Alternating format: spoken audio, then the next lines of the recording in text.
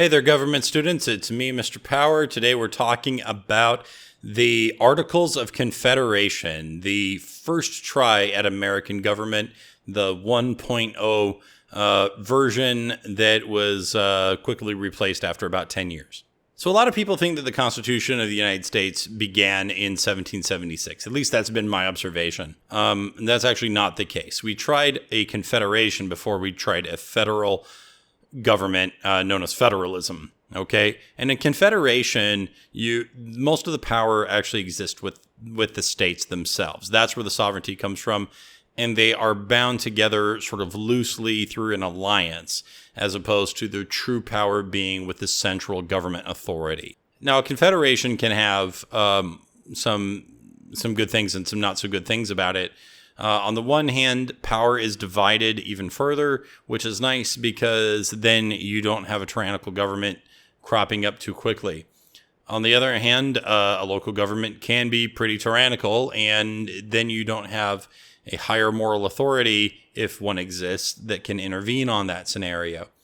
Another problem is that it is harder to organize all of the sovereign states together if a really big task needs to be accomplished, like war or paying for war. So our first founding document was really the Articles of Confederation, and this outlined how our confederation was going to work. Now, a big reason why you may have never heard of the Articles of Confederation is because they ultimately don't work. They ultimately do fail, and we replace it with a federal system instead, where we divide things by national and state and local boundaries. So here are some of the powers included in the Articles of Confederation. States collect taxes on their own to give to the federal government. And of course, a lot of states didn't decide to give money to the federal government, so it meant the government didn't make much money. And some states had really serious problems paying down debt incurred during the Revolutionary War. And some states didn't, and they didn't want to subsidize each other. But if the central government is able to assume all of that debt, and that was essentially Hamilton's plan, then the federal government could take care of that. Now, essentially, that is still one state subsidizing another, but what are you going to do?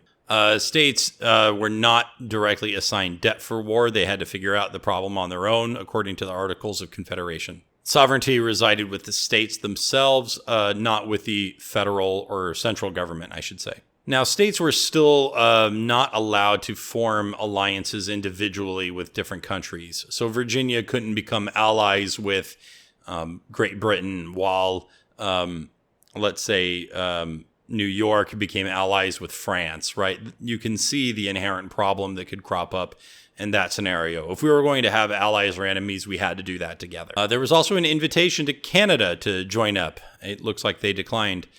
I doubt they want to join very quickly today.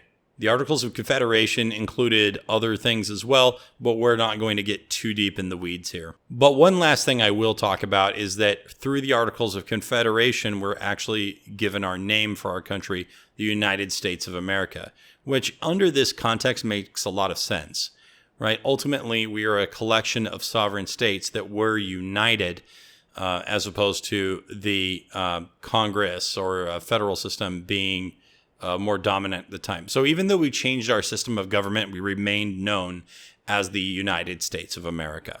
I assume they decided to keep the name so they could continue chanting USA, USA. I mean, come on, just try it. It's so fun.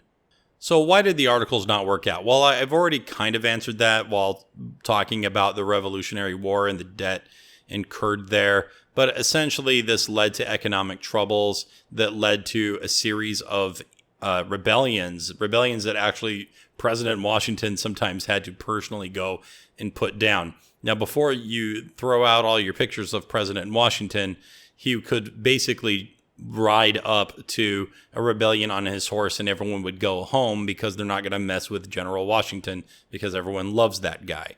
So the main takeaway that you should get from this is that the Articles of Confederation rendered the government too weak to stand up on its own, and it had to be replaced with something that was more stable for the country as a whole. So why bother even making sort of a weak central government in the first place? Isn't it inherently better to just make your government as strong and powerful and big as possible? Well, no, because especially if you just came out of fighting a revolutionary war against what you consider to be a tyrannical government. You don't want to overthrow a tyrannical government and then get a tyrannical government. In that case, you're just Cuba. But in this fear of developing a monarchy, of having a government that was too powerful, and definitely I think that the government is too powerful now, so we sort of overcompensated. But at the end of the day, if you make your government too weak, then it's fairly useless. I've made the comparison to dogs in the past before. You really want your government to be like a German Shepherd, right? Or like maybe a Golden Retriever, but maybe a little bit more fierce, right? You want something that's very loyal and intelligent and can protect you, but something that can't totally effortlessly overpower you. You want a dog that is going to defend you, it will fetch you the newspaper, and will show you affection. But you ultimately need to be that dog's master in order to maintain, sovereignty.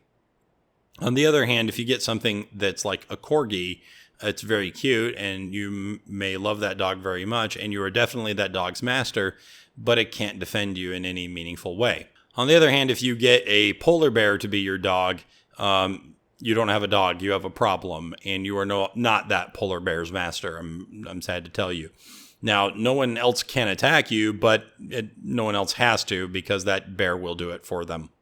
So Hamilton and Madison got together and got George Washington to sign off on what was called the Virginia Plan, and this would eventually lead to the dissolution of the Articles of Confederation and begin the steps towards adopting what we now know as the Constitution of the United States. But that's something we'll talk more about in another lecture. So that's a quick rundown of the Articles of Confederation. Don't make a government that is a corgi, but also don't make a polar bear.